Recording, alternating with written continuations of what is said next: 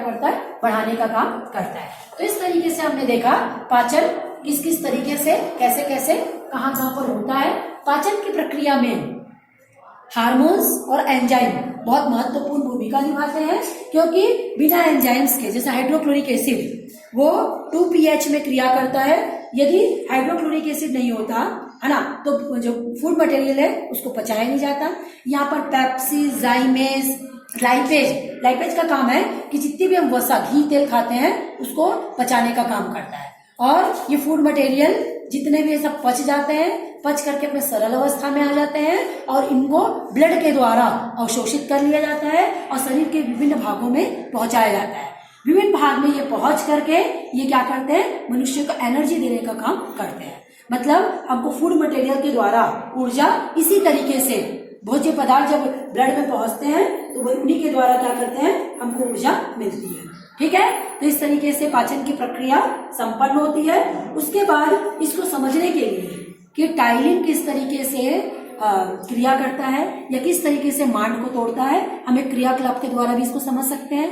हम क्या करते हैं, 3 परख नली लेते हैं। एक परख नली में हम स्टार्च डालते हैं, है ना।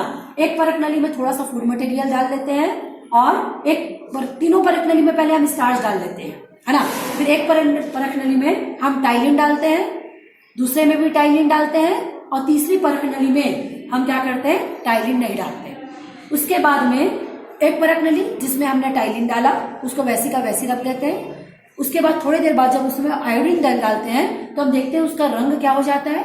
जिसमें टाइलिन डाला गया था उसके रंग में कोई परिवर्तन नहीं होता, परंतु दूसरी परख नली जिसमें हमने टाइलिन नहीं डाला था, केवल स्टार्च डाला था, टाइलिन हमने नहीं डाला, तो उसमें वो जो आयोडीन डालने से उसका रंग नीला हो जाता है। इससे यह सिद्ध हुआ कि इसमें ग्लूकोज, पहले वाले में क्या था, टाइलिन डालते ही उसने क्या किया, स्टार्च को ग्लूकोज में कन्वर्ट कर दिया, इसलिए हमने जब आयोडीन डाला तो उसका रंग नीला नहीं हुआ।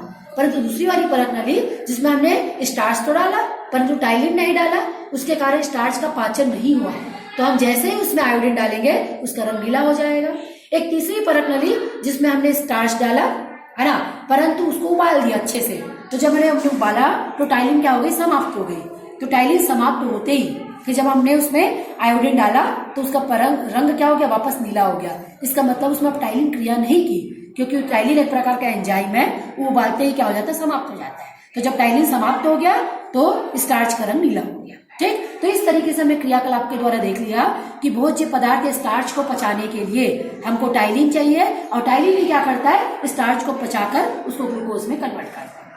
ठीक, फिर पाचन तंत्र हमने देख लिया, भोज्य पदार्थ को आमाशय में पचाया जाता है, उसमें हाइड्रोक्लोरिक, पेप्सिन, लाइपेज ये सब एंजाइम मिलाया जाता है। उसमें एक प्रकार का रेनिन भी होता है जिसका काम होता है दूध को पचाने का काम, ये रेनिन करते हैं। यदि मनुष्य में रेनिन नहीं होता तो ये दूध का पाचन नहीं कर सकते थे, और सीधा सीधा दूध जाता और बिना पचे हुए क्या हो जाता, दूध बाहर आ सकता था। इस तरीके से भोज्य पदार्थ को पचाने के लिए क्या है, हमारे लिए एंजाइम बहुत महत्वपूर्ण होते हैं। उसके बाद में हम देखते हैं परिवहन या ट्रांसपोर्टेशन। ट्रांसपोर्टेशन ब्लड के द्वारा संपन्न होता है। मनुष्य में 2 प्रकार का परिसंचरण पाया जाता है, एक रक्त परिसंचरण तंत्र और एक जल परिसंचरण तंत्र। जल परिसंचरण तंत्र जितने भी जीव जंतु जो कि जल में रहते हैं उनमें संपन्न होता है, जबकि रक्त परिसंचरण तंत्र जितने भी विकसित जीव जंतु हैं उसमें रक्त परिसंचरण तंत्र होता है। और इसी रक्त परिसंचरण के द्वारा भोज्य पदार्थों को क्या किया जाता है, पूरी बॉडी में संचरित किया जाता है। ऑक्सीजनेटेड ब्लड भोज्य पदार्थों को पहुंचाता है, जबकि डीऑक्सीजनेटेड ब्लड उसको कलेक्ट करता है। आज के वीडियो में हम इतना ही देख रहे हैं, नेक्स्ट वीडियो में हम इसके आगे का देखेंगे, परिवहन को डिटेल से समझेंगे।